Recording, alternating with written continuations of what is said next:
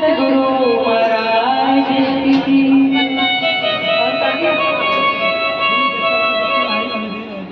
धर्म ग्रंथों के अंदर सब कुछ लिखा हुआ है, लेकिन वो तीन पुरुष हैं कौन कौन से, और तीन पुरुष के जो स्थान है वो कौन कौन से हैं।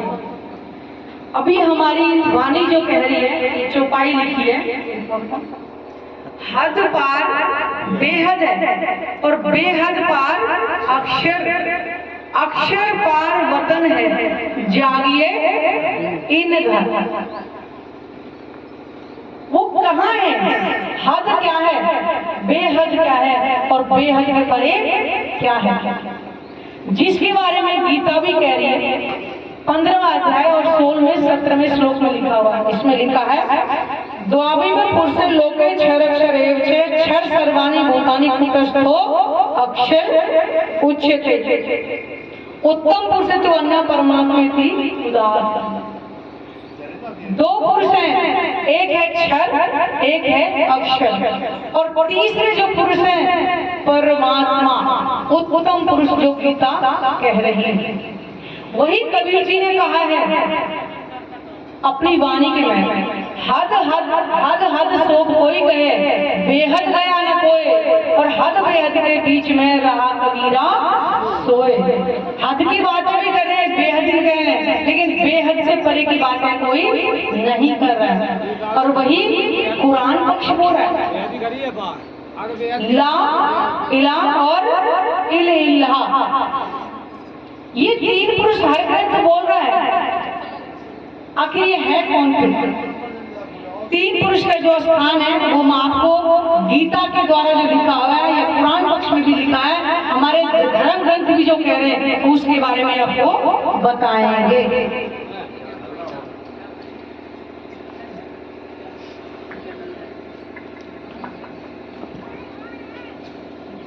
ये देखिए नक्शा सबको दिखाई दे रहा होगा। ये 14 लोग का जो ब्रह्मांड है, ये जिसमें इस समय हम बैठे हुए हैं, ये है मृत्यु लोक। यहाँ पे नित्य ही प्रलय होती है, 24 घंटे प्रलय चलती ही रहती है, किसी का जन्म और किसी का मरण होता है, ठीक है। उसके बाद है नित्य प्रलय, नैमित्तिक प्रलय और प्राकृतिक प्रलय और महाप्रलय। ये तीन प्रलय यहाँ चलती रहती हैं, लेकिन चौथी जो प्रलय जो महाप्रलय वो यहाँ से लेकर के और यहाँ तक क्षर पुरुष कहा गया है। इसको क्षर का मतलब जो बन के मिट जाए। इस सारे ब्रह्मांड को कहा है हद का ब्रह्मांड। हद का ब्रह्मांड जिसकी नाम तो लो सकती, ठीक है। उसके परे है बेहद का ब्रह्मांड, दूसरा नक्शा। और इसके मालिक कौन है? आदि नारायण, जिनको महाविष्णु भी कहते हैं। ये है हद के मालिक, जिन्होंने संकल्प लिया एको अस्मि बहुश्याम, तो तीन गुण उत्पन्न हुए, ब्रह्मा विष्णु और महेश, जिनका स्थान ये यहाँ पर है। ये दिखा हुआ ना, ब्रह्मापुरी यानी और शिवपुरी और महेशपुरी, ब्रह्मा विष्णु और महेश जिनका स्थान बैकुंठ में है। ये है हद का ब्रह्मांड। इससे ऊपर है बेहद, जिसको योग माया का ब्रह्मांड भी कहा गया है, जिसके चतुष्पाद में अक्षर ब्रह्म जो ऐसे ब्रह्मांड को बनाने और मिटाने का कार्य करते हैं। महेश्वर तंत्र ये बनारस से प्रकाशित है, ठीक है। उसमें लिखा हुआ है कि अक्षर ब्रह्म के द्वारा ऐसे ब्रह्मांड बनते और मिटते हैं। और हुक्म कौन करता है? वो पूर्ण ब्रह्म परमात्मा। तो ये जो चार पाद लिखे हैं, इस अक्षर ब्रह्म का सत्स्वरूप यानी पहला, यह है अव्याकृत ब्रह्म, सबलिक ब्रह्म, केवल ब्रह्म और सत्स्वरूप ब्रह्म। चार भाग योग माया के ब्रह्मांड के हैं, जिनमें लीला होनी है। जो महाराज भागवत पुराण के 10वें स्कंद के 33वें अध्याय में लिखी है महाराज, जो आत्मा और परमात्मा की हुई थी सबलिक ब्रह्म के केवल ब्रह्म के अंदर, और सबलिक में उसको अखंड किया गया। वो है योग मार्ग और जहाँ जो के तो आज भी रास हो रही है। अखंड का मतलब जो कभी मिटने वाली नहीं है।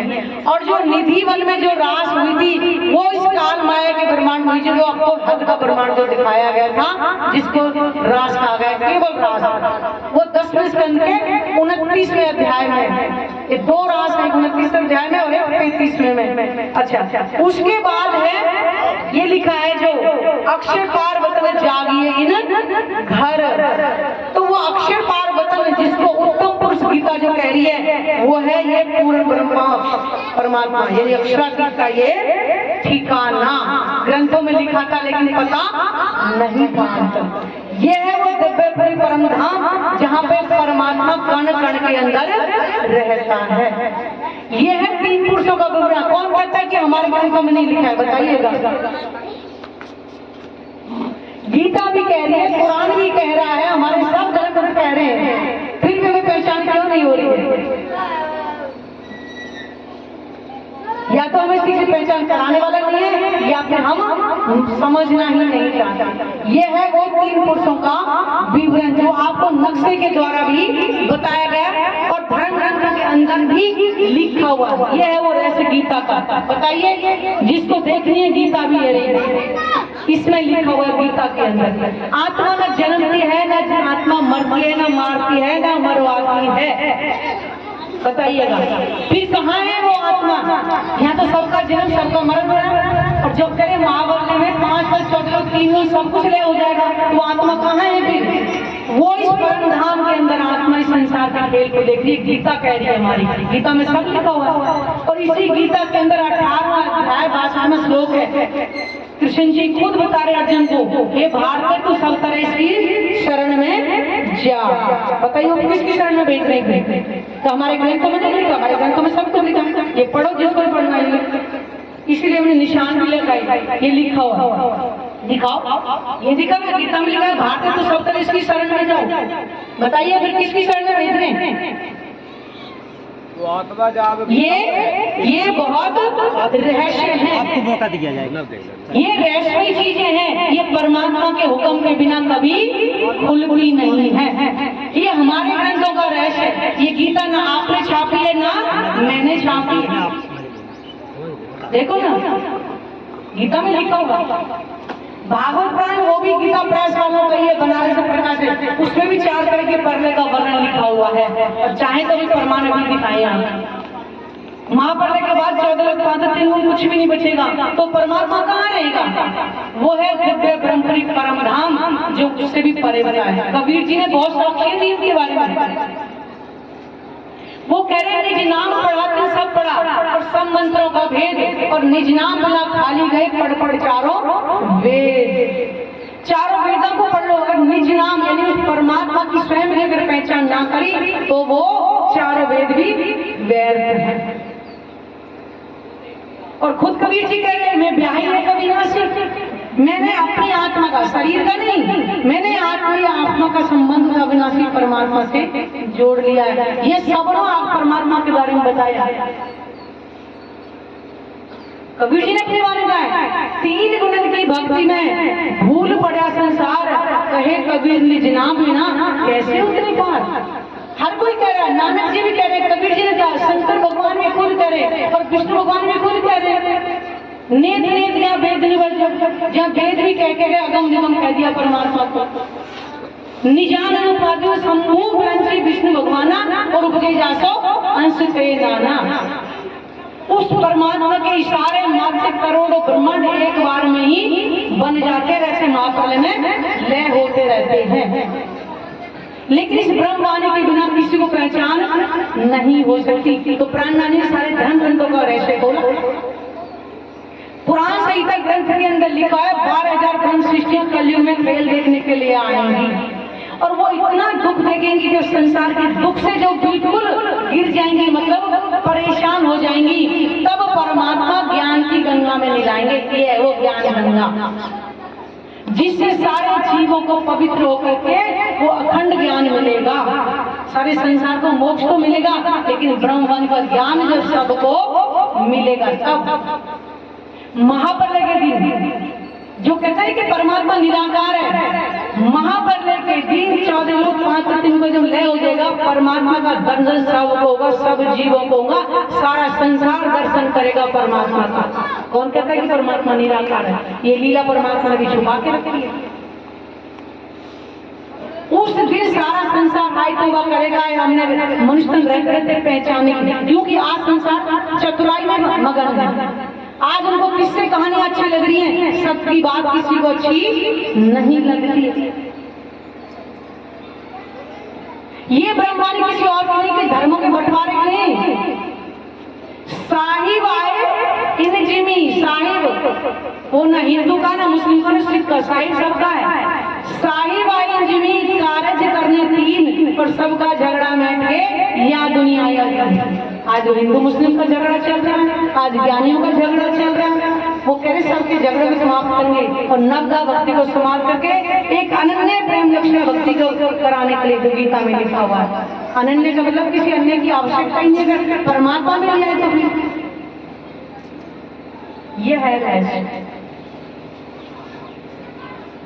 इस परमात्मा की पहचान अभी सभी को नहीं होगी, क्योंकि अहंकार से परमात्मा कभी भी मिल नहीं सकता।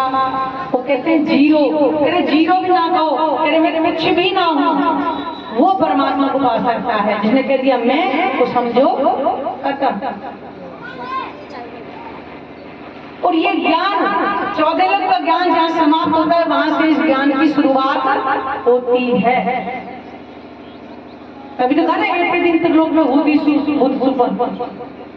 जब से संसार बना है, संसार के अंदर सपने का ज्ञान था। सपने का ज्ञान क्या? धर्म ग्रंथों में सिर्फ छींटे की तरह लिखा हुआ था, लेकिन पूर्ण ज्ञान अब आया है कलयुग के अंदर। लेकिन आज भी नहीं पहचान पा रहे, आज भी बंटवारा कर रहे, कहीं नहीं कहूँ। हमारी वाणी में लिखा है, कहती हूँ उम्मत को सुनसी सब संसार, और मकसूद इनको वैसी जो करती है विचार। ये वाणी सबके लिए कही जा रही है। कोई कहता है कि हिंदू आओ, मुस्लिम आओ, सिख आओ, ईसाई, सबको बोला है? किसी को बोला है? धर्म प्रेमी सज्जनों को बोला जाता है, सबको धर्म प्रेमी सज्जन तो कोई भी हो सकता है। समझे? ये मानव जीवन हमें बंटवारे के लिए नहीं, हमें एक परमात्मा की पहचान करने के लिए। इसीलिए कलयुग धन्य धन्य कहा गया है 28वां कलयुग। इसकी महिमा ग्रंथों में लिखी हुई है। उस पुराण गीता में लिखा है कि 28वें कलयुग में ब्रह्मात्माएं जो द्वापर में आई थी, फिर से कलयुग के अंदर आएंगी। ग्रंथों में लिखा हुआ।